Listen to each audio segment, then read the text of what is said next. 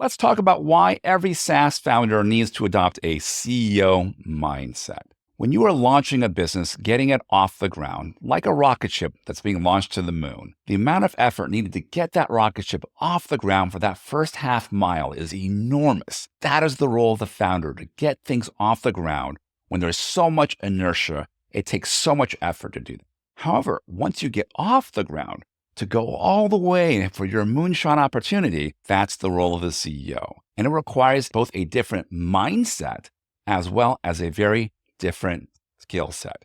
And it's very important for founders to recognize that as you are transitioning from getting a business off the ground to really growing it and scaling it, it requires a change of mentality as well as skill set. In practical terms, that's really right around 1 to 3 million in annual recurring revenue. From 0 to 1 or 2 million, that's the role of the founder, and they do a phenomenal job. Beyond that, to get to 20 million to 50 million a year in sales, that's the job of the CEO. So let's talk about what exactly is a CEO mindset and how does that differ from a founder's typical mindset. So let's talk about 5 key areas. First, the founder mentality versus the CEO mentality.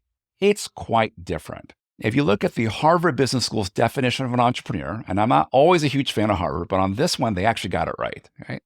Their definition of an entrepreneur basically is an individual that's massively under-resourced, chasing an opportunity and making it work despite the odds, right? And the key emphasis there is lack of resources. So founders are incredibly resourceful at getting things done when really, by all intents and purposes, most average people could not get it done. So the idea is with very few resources, you're able to build a product. With very few resources, you're able to market and then sell a product. That's the founder's mentality. Now, a CEO's mentality is quite different. They don't build products. They don't market products. They don't sell products. What they do is they build functional teams. They build systems that create products. They build systems and teams that market products. They build systems and teams that sell products. They're building these machines that then run the business. So it's a very different kind of mentality. Second, you have to be really clear. Are you here to build a product or are you here to build a company? Because those are 2 very different things that require a different set of activities. When you are building a product, you think about building a code base. You're creating features that end users use. That makes a lot of sense for a founder and entrepreneur, especially more of a technical founder.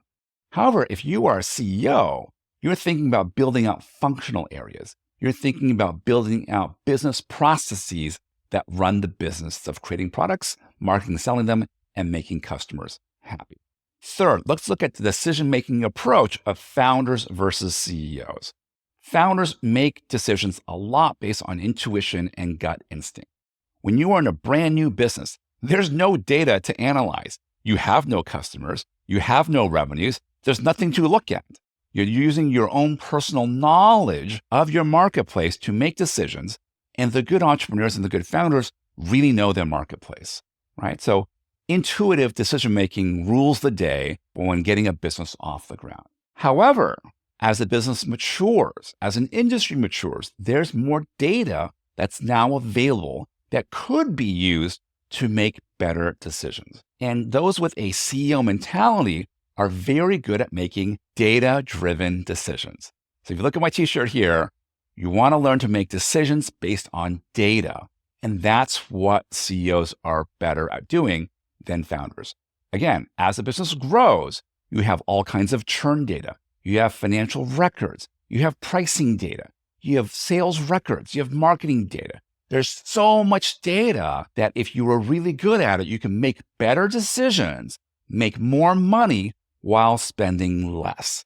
And that is in the wheelhouse of a CEO or a founder with a CEO mentality. Making decisions based off data is how a CEO, or at least a founder with CEO mentality and CEO level skills, makes better decisions once you're off the ground. The next difference between founders and CEO is the importance of leverage in a CEO's mindset and thinking. Here's what leverage is. It is the ratio of effort or resources applied to solve a problem relative to the benefit or the impact. So a high leverage opportunity is one where you expend very little effort or spend very little money and you get a huge return from that. CEOs think in these terms: return on investment, high leverage, or high returns relative to the investment. So I'll give you a very simple example, more from the sales, marketing, and financial aspects of a SaaS company. Let's say you take money to acquire a customer, and you spend $10,000 to go acquire a new customer. Now, the founder may or may not realize that they're generating a customer that brings in $20,000 over the lifetime of that customer's tenure with the company. Now, a CEO is going to go analyze that and try to get more. They're going to go look for those particular types of customers that spend more on average than the typical customer. They're looking for that customer that takes $10,000 to acquire, to go get them, but they spend, instead of $20,000 over the course of their lifetime, they spend $50,000 or $60,000 over the course of their lifetime. A founder just wants deals. They want customers. They want happy customers. A CEO wants really exceptional customers with incredibly good unit economics. Spend $10K, get $50K back, 5 to 1. It's a lot better than 2 to 1. CEOs think in this way, but founders typically do not, at least not the same level of sophistication.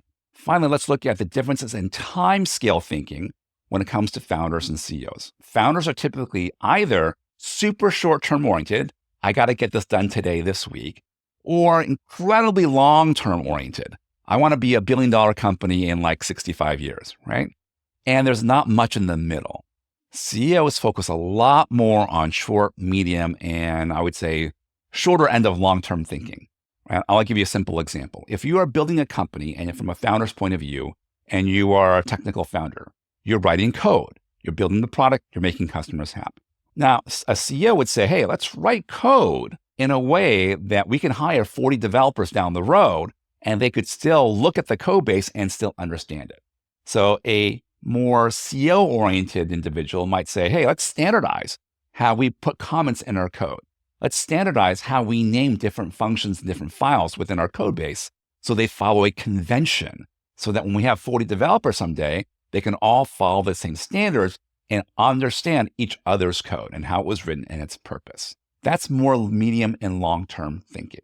The same applies to sales. A founder that's trying to generate sales will just go get sales, whatever way you can, whatever works, as long as it's legal and ethical, go get a deal done, right? A CEO thinking about sales thinks about it very differently.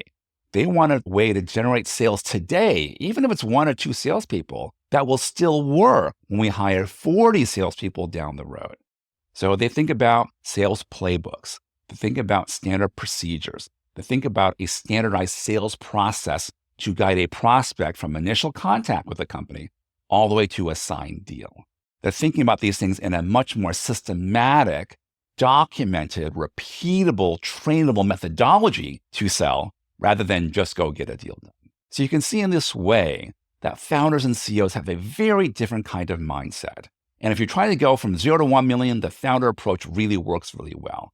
But somewhere in the low single-digit millions in annual recurring revenue, the CEO skill set and the CEO mentality becomes far more important and really important, certainly beyond 5 to 10 million a year in sales, where the CEO skill set and mentality really reigns and dominates. So keep that in mind as you're growing your business. At some point, especially if you're successful, you're going to need to transition that mindset from that of a founder to a CEO. I hope you found this video helpful. If you did, go ahead and subscribe to this YouTube channel. Go ahead and add any comments, like the video. Happy to help out any way I can.